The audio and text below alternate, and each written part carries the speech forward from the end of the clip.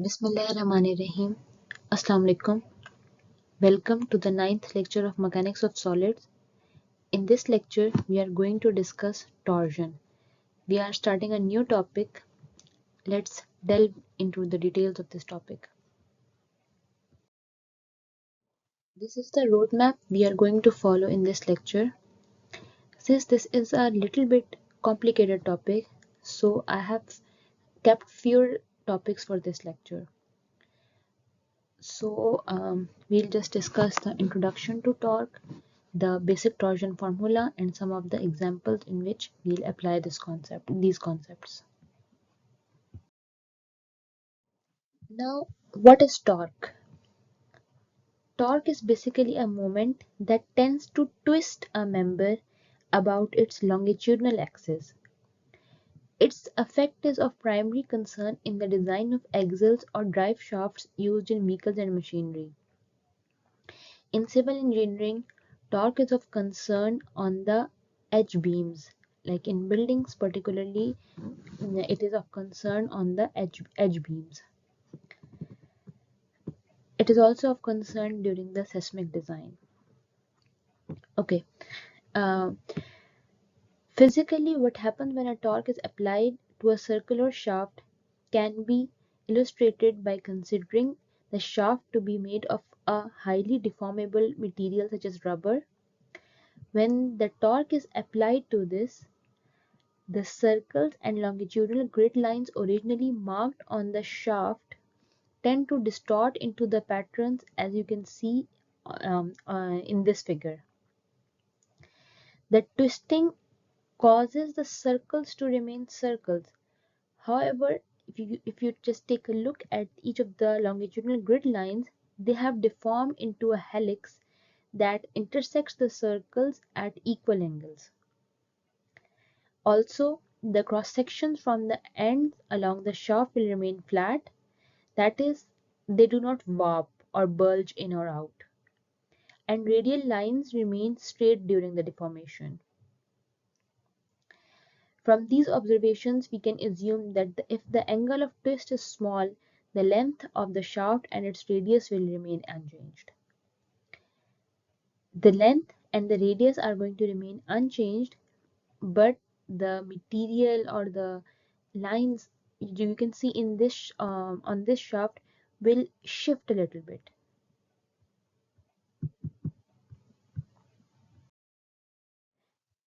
Now let's consider another example. If the shaft is fixed at one end and a torque is applied on its other end, the dark green shaded plane, as you can see here, will distort into a skewed form as shown. Here, a radial line located on the cross section at a distance x from the fixed end of the wall will rotate through an angle phi. Here you can see that this line has rotated at an angle of phi. The angle so defined is called the angle of twist. It depends on the position x and will vary along the shaft. In order to understand how this distortion strains the material, we'll isolate a small element located at a distance rho from the axis of the shaft. Let's consider this in the next slide. Okay, please pay attention to this slide. Here we are considering an element at a distance of rho from the longitudinal axis. Now, here is a macroscopic version of this element. Due to torsion, this element has undergone a deformation, and now we are having the front face here, and the back face here. Due to the deformation, the front and rear faces of the element will undergo a rotation. The back face by phi x and the front face by phi x plus delta phi. As a result, the difference in these rotations, delta phi, causes the element to be subjected to a shear strain. In order to calculate the shear strain, we have to first consider that the edges AB and AC were having an angle of 90 degree before the deformation. However, after the deformation, the edges of the element are AD and AC, and the angle between them is theta dash. We know that definition of shear strain says that shear strain is equal to the difference between the two angles. So shear strain will be equal to pi by 2 or 90 degrees minus theta dash. Now we can relate this gamma or the shear strain to the length delta x of the element. This is the delta x, this is the length of this element, and the angle delta phi, this is the angle delta phi between the shaded planes by considering the length of the arc BD. Like, how can we do that? For this, we have to consider this simple equation or simple formula that tan gamma will be actually equal to tan gamma will be equal to BD by AB, or AB is actually the del x. So BD by del x. Thus BD will be equal to del x into tan gamma, but we know that tan theta or tan an angle is almost equal to that angle when angles are very small. So we can actually say that BD is equal to del x into gamma, and BD is actually an arc.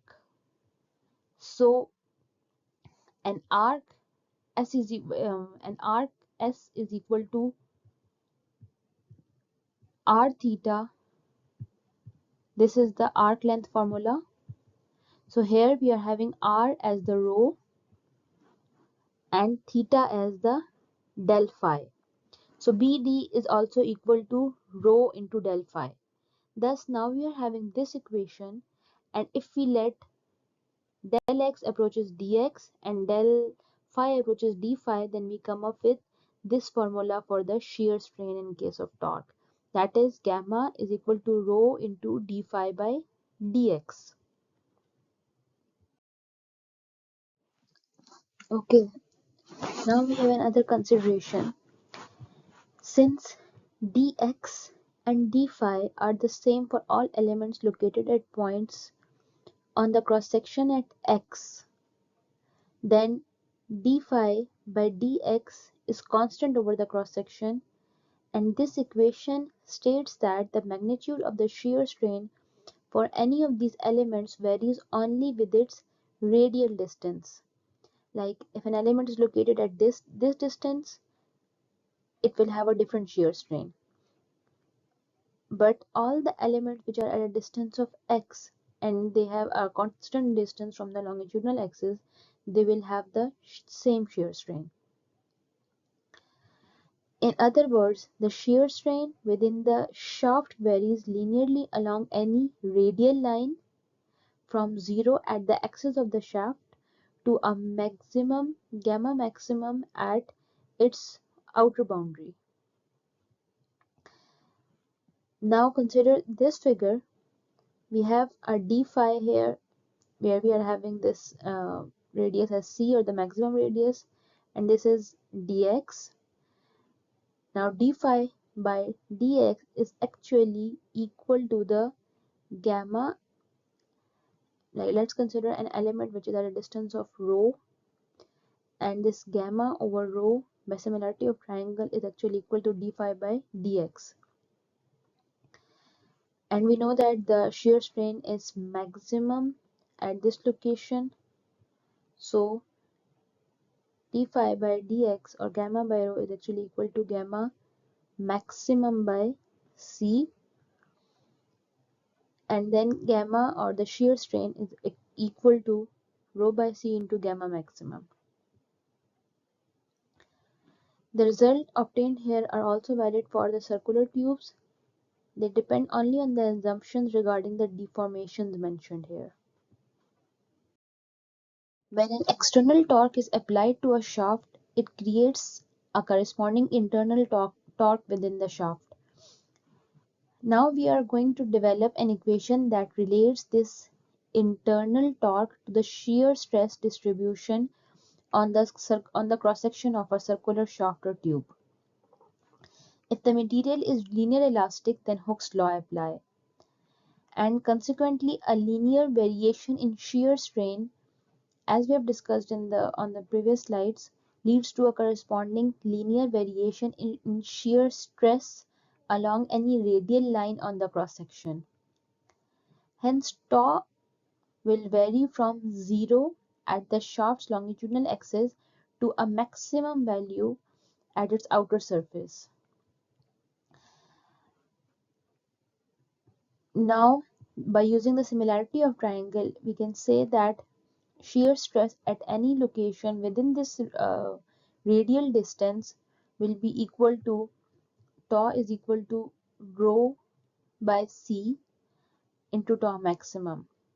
Like, shear stress at any position of this cross section is actually equal to, or is actually dependent on, the radius from the longitudinal axis and the radius of the whole shaft and the maximum torque.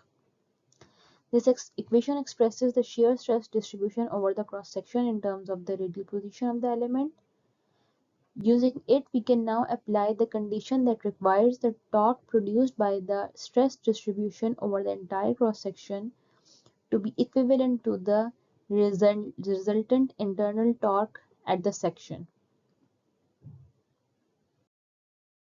Now, what we are doing now is that we are considering a body that is being subjected to an external torque. This external torque is creating a shear stress distribution on this shaft, and this shear stress distribution is actually generating an internal torque that will be equal to the applied external torque. So consider an element of area dA located at a distance of rho, and it is subjected to a force dF is equal to tau into dA. The torque produced by this force will be equal to dt is equal to rho into this force.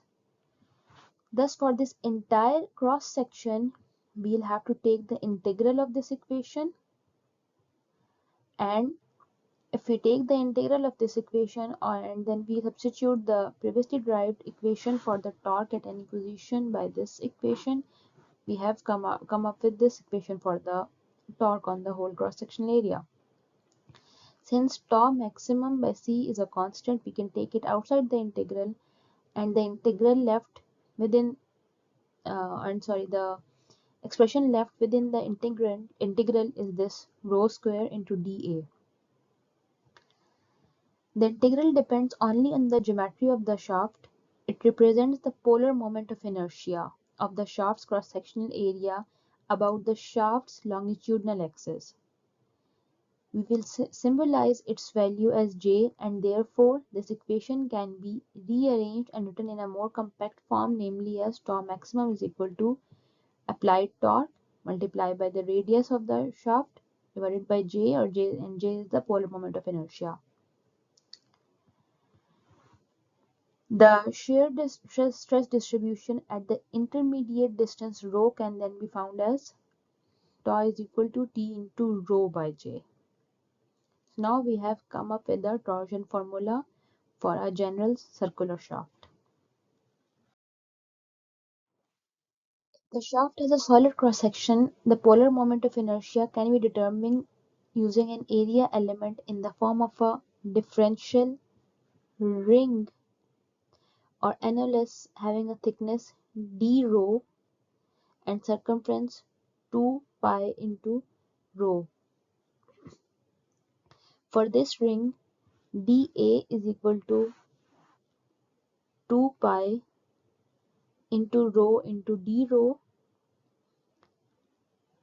and so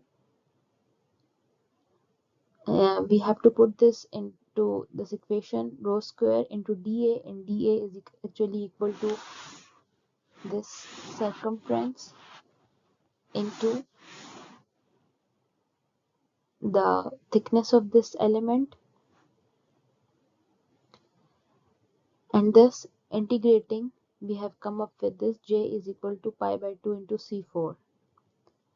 If we are having a tubular shaft, then we have to consider this thing, that it will have an inner radius of Ci and an outer radius of C naught.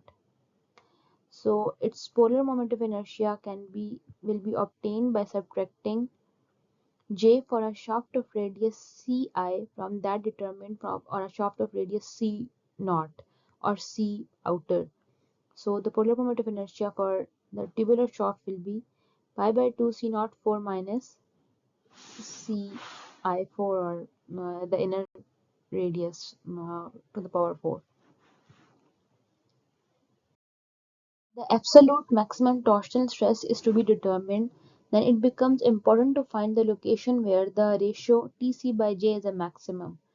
In this regard, it may be helpful to show the variation of the internal torque T at each section along the axis of the shaft by drawing a torque diagram, which is a plot of the internal torque T versus its position x along the shaft's length. As a sign convention, T will be positive if by the right hand rule the thumb is directed outward from the shaft when the fingers curl in the direction of twist, as caused by the torque. Once the internal torque throughout the shaft is determined, the maximum ratio of Tc by J can then be identified. Begin with the first example. We are having a solid shaft of radius C and it is subjected to a torque T. We have to determine the fraction of T that is resisted by the material contained within the outer region of the shaft, which has an inner radius of C by 2 and outer radius C. The stress in the shaft varies linearly such that tau is equal to rho by C into tau maximum. We have already determined this equation. Therefore, the torque dt dash on the ring area located within the lighter shaded region is dt dash is equal to rho into tau into dA. Again, here we are considering this smaller element dA, and 2 into rho 2 rho p is basically its area. 2 rho p into dp is basically its area. For the entire shaded area, the torque is, we just need to then integrate over this whole area, over this entire shaded area, C by 2 to C. We have come up with this answer, so that T dash is equal to this thing. Now this torque T dash can be expressed in terms of the applied torque T by first using the torsion formula to determine the maximum stress in the shaft. We have tau maximum is equal to Tc by J, or tau maximum is equal to this. Thus T dash is equal to 15 by 16 into the applied torque. The shaft shown in this figure is supported by two bearings and it is subjected to three torques. We have to determine a shear stress that is developed at points A and B located at section AA of the shaft. This point A is located on the cross section and point B is located at a distance of 0.15 inch from the longitudinal axis of the cross section. And we know that the radius of this shaft is 0.75 inch. The bearing reaction on the shaft are 0, provided the shaft's weight is neglected. The applied torque satisfy a moment equilibrium about the shaft's axis, like this is anti-clockwise and these two are clockwise. So about the shaft axis, this moment is satisfied. The internal torque at section AA will be determined from the free body diagram of the left segment. So sum of moment this is the free body diagram. If we are taking a section just to the left of this section AA, we'll have a moment of 42.5 anti-clockwise, clockwise 30 kip inch, and thus this there will be a clockwise moment here of 12.5 kip inch. The summation, taking summation of moment at x is equal to 0 also yields the same result. Now we can determine the polar moment of inertia of the shaft using the equation we have derived before. Pi by 2 into its radius to the power 4, and this comes out as j is equal to 0.497 inch to the power 4. Stress at point A can be determined using simply tau A is equal to Tc into Tc by J. T is applied torque. We note that C is equal to 0.75 inch, and we have already determined J. Thus, it comes out as 18.9 kip per square inch. Likewise, for point B, we'll use this formula T into rho into J, and we know that rho here is 0.15 inch. Thus, this comes out as 3.77 kip per square inch. Okay, so now here we are having another example. This is the last example of our lecture. Here we are having a pipe with an inner diameter of 80 mm and outer diameter of 100 mm.